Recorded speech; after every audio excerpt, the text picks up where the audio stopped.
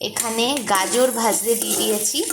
গাজর ভাজা ভাজা হয়েই গেছে ভালোভাবে, রেডি গাজর অলরেডি। তার মধ্যে অ্যাড করব হচ্ছে আমি আলু, আর এখানে অ্যাড করব হচ্ছে বিনস আর ক্যাপসিকাম। তো আমি বানাচ্ছিটা কি, আমি বানাচ্ছি হচ্ছে চিড়ের পোলাও, হেলদি অ্যান্ড টেস্টি চিড়ের পোলাও, চিড়ে উইথ বিনস, ক্যাপসিকাম, আলু, গাজর অ্যান্ড বাদাম। দেখতে থাকুন। কালো সর্ষে দিয়েছি আর গাজর দিয়ে আমার গাজরগুলো রেড রেড করে ভাজা হয়ে গেছে। এবার আমি আলুটা অ্যাড করে দিচ্ছি, আর অ্যাড করে দিচ্ছি হচ্ছে আমি এই ক্যাপসিকাম আর বিনস, যেটা আমি গ্রেট করে রেখেছি, এটাকে অ্যাড করছি। এটাকে ভালো করে ভাজবো, লাল একদম রেড রেড করে ভালো করে ভাজবো। ভেজে তারপরে আমি চিড়েটা অ্যাড করব। এবার আমি একটু নুন আর হলুদ অ্যাড করে দেবো, যাতে এটা ভালো করে সেদ্ধ হতে পারে। এবার নুন অ্যাড করে দিলাম, আর অল্প করে একটু হলুদ অ্যাড করে দিচ্ছি, দিয়ে এটাকে ভালো করে আমি সেদ্ধ হতে দেবো। এতগুলো ভেজিটেবলস আছে, তাছাড়া আলুও আছে, একটুখানি বড় বড় করে আলু দিয়েছি যাতে আলুটা একটু মুখে পড়ে, একদম যাতে গলে না যায় আলুটা, সেই জন্য।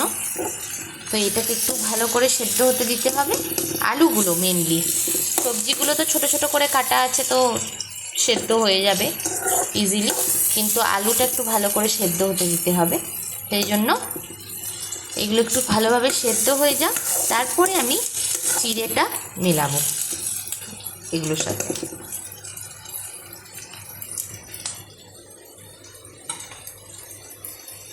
রেডি চিড়েটা এবার অ্যাড করে দিয়েছি, কেন কি আমার ভেজিটেবলসগুলো অলমোস্ট ভালোভাবে সব বয়েল হয়ে গেছে, সেদ্ধ হয়ে গেছে। চিড়েটা অ্যাড করে দেবো, একটু চিড়েটা হালকা দমের মধ্যে রাখবো, দমের মধ্যে রাখলে ভালো হয়, টেস্টটা খুব সুন্দর হয়। তো হালকা দমের মধ্যে রেখে একটু লঙ্কা অ্যাড করব। কারিয়া পাতা তো আমার কাছে এখন অ্যাট প্রেজেন্ট নেই, তো সেই জন্য কারিয়া পাতা অ্যাড করতে পারছি না। তো দমের মধ্যে হালকা রেখে তারপরে আমি নামিয়ে নেবো এটাকে। অলরেডি এটার মধ্যে সব কিছু অ্যাড করে দিয়েছি, আমার যা যা অ্যাড করার ছিল, ইভেন কাঁচা লঙ্কা সব কিছু ভালো করে চিড়ে ফিরে অ্যাড করে দিয়েছি।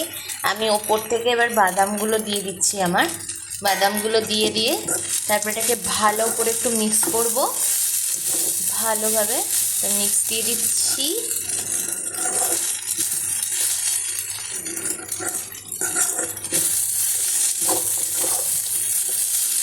ভালোভাবে এটা মিক্স দিয়ে দিলাম, দিয়ে ব্যাস এটা আমার রেডি। এবার গার্নিশের জন্য দেখে নিন আপনারা। তাহলে এইভাবেই আমি বানালাম আমার হেলদি চিড়ের পোলাও। সব ভেজিটেবলস দিয়ে, আমি কোনোদিনও শুধু আলু দিয়ে বা পেঁয়াজ দিয়ে চিড়ের পোলাও বানাই না, আমি সবসময় এরকম সব ধরনের ভেজিটেবলস দিয়েই চিড়ের পোলাও বানানোর চেষ্টা করি।